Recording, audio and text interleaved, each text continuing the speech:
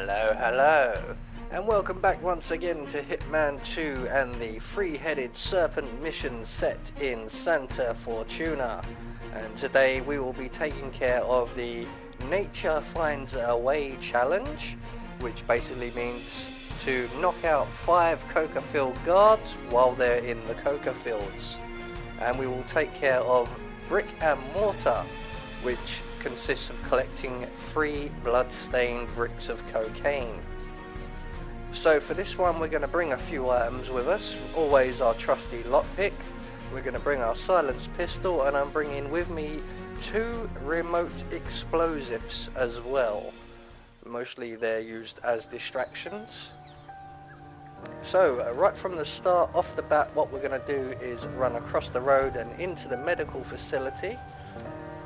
And we're going to lockpick our way inside, and we're going to collect the lethal poison from in here, because unfortunately we can't create a contract for this.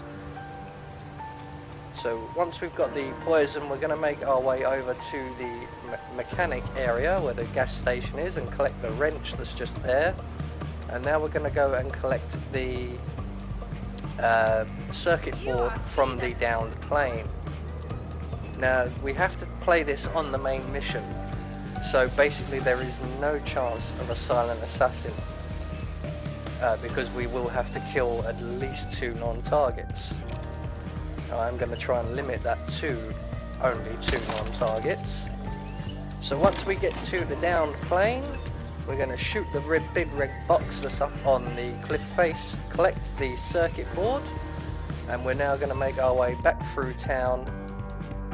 And we're going to very quickly, or as quickly as possible, we're going to take out Andrea Martinez and Rico Delgado, and then we can move on with the Brick and Mortar challenge and the Nature Finds a Way challenge. But we will use George Franco as one of our victims, which means we will only have to kill 2 non-targets. So once we get to Andrea's compound, we're going to run around the back of the musicians building, take out our silenced pistol, shoot the camera on the wall, and approach the building, vault over the wall, and we're going to make our way upstairs as long as we haven't triggered anyone running around like a headless chicken thinking that they're under attack, even though they are.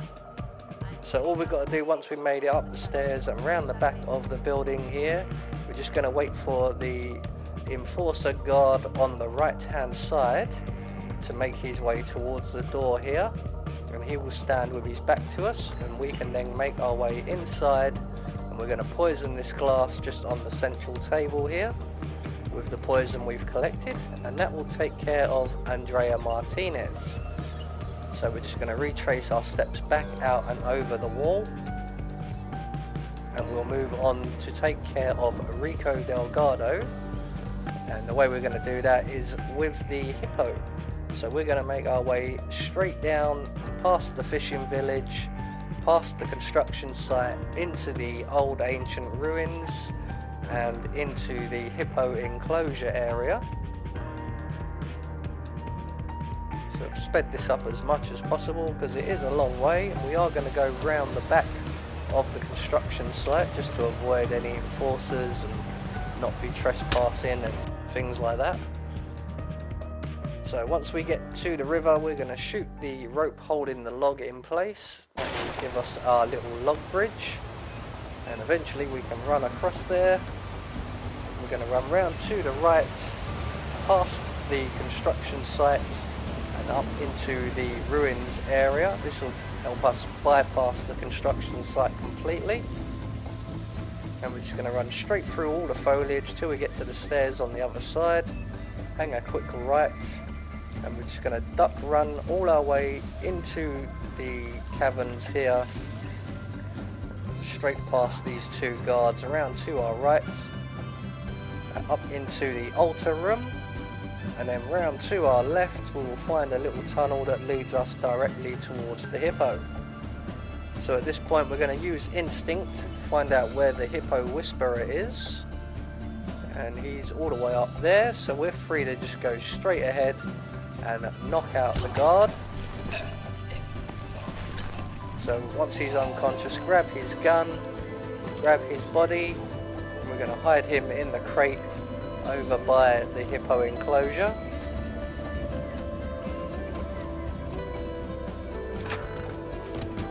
And with him safely tucked up, we're going to grab the meaty bone from the shelf to our right, throw that into the pond.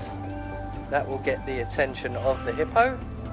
I'm going to stash myself up because we've got a bit of waiting around to do now. I'm going to use the foliage here. So what we need to do is wait for Rico Delgado to be summoned and Martinez arrive. is down. Good work. And as you can see, in the meantime, Andrea has taken a sip from that drink and dropped down dead. Oh, my little mijo. Come to Papa, it's me. Huh? It's your Papa coming to you, little one. Come on. Oh, how are you, buddy? I am impressed with your work. Yeah, I honestly thought that I would have to feed you to the hippo, but you pulled it off. Look, I'll wire you your payment as per our agreement. Now, if you'll excuse me, and leave us alone for a little while. I want to spend some time with Mijo by myself. Right, so once Delgado has dismissed the Hippo Whisperer, and the Hippo Whisperer has made his way up the stairs to our right, we want to make sure he's getting a decent distance away. We're going to attack Rico Delgado.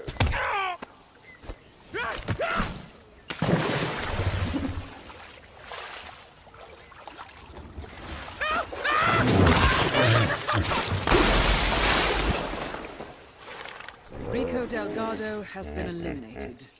Nicely done.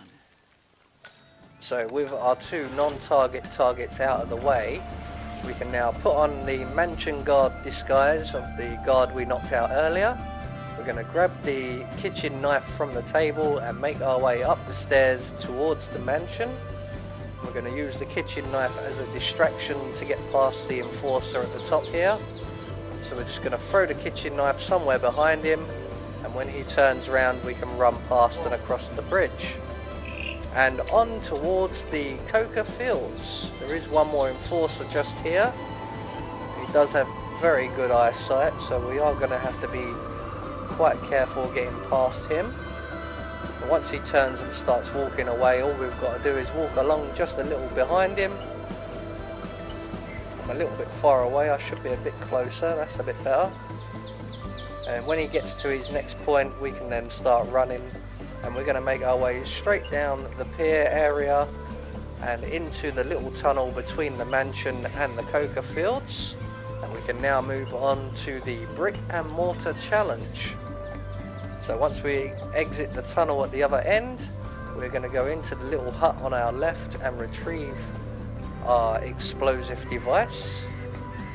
And we're going to go around and set these explosives around the map or around the coca field area before moving on. These will be a distraction for later on to do with the Nature Finds a Way challenge.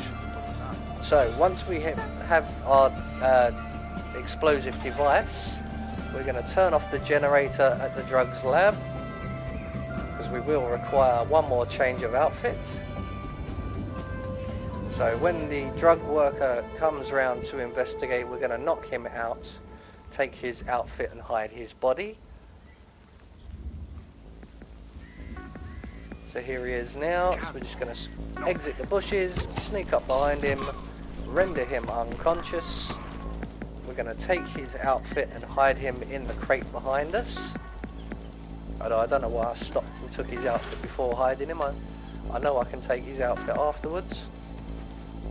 But with his outfit now acquired and him safely tucked up, we're free to roam around the coca fields pretty much with impunity.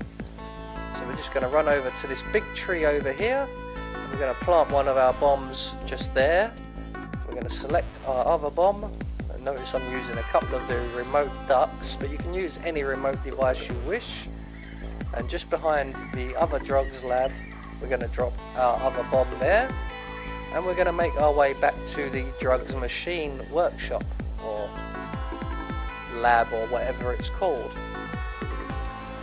And at this point, basically what we're going to do is play out the little sequence where we fix the machine and get Franco and throw him in the machine. But what I'm going to do first is knock out the 2 other workers in this room. So I'm just going to wait for Franco's bodyguard to make his way through the room, as we've just missed Franco. He's only just left. And once the bodyguard's safely out of eye and earshot, we're going to crouch down, get behind the enforcer, render him unconscious. We're going to grab that hammer, and we're going to render the other guy unconscious as well, and we're going to drag both of their bodies and dump them just outside the back window here. Now you see I'm using instinct because I'm keeping a very careful eye on that lady out on the dock there, you can see on the right hand side, because she can see us, and if anyone's going to spot us, it's going to be her. So we want to absolutely time every movement when we pass through this window with a body that she isn't looking. And she will spend some time walking away from us with her back to us and standing at a box in the distance, so we have plenty of time then. But if she's walking back towards Franco's hut, then don't do anything. It's the easiest way. So we have both our guys now outside of the window. So we're going to duck back inside, and we're going to fix the drugs machine with the circuit board we collected, and we're going to hide in the garbage pail in the corner of the room here. And basically that's going to attract the attention of one of the guards. They are going to call George Franco back to this area. Luckily he was so close he came back himself. He's going to have his little speech now, and he's going to tell his guards to dismiss the drug workers who are not currently present before his guard does a sweep of the room and leaves Franco alone. And at that point we can exit our garbage pail or dustbin, and we can then get our first victim in the drugs machine.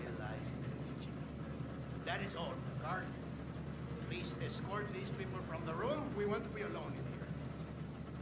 So at this point the guard would start exiting all of the workers, but as we've knocked them all out, there's no one to escort out. So he's going to do his quick sweep of the room. You can just see him there in the bluey purple poncho type thing.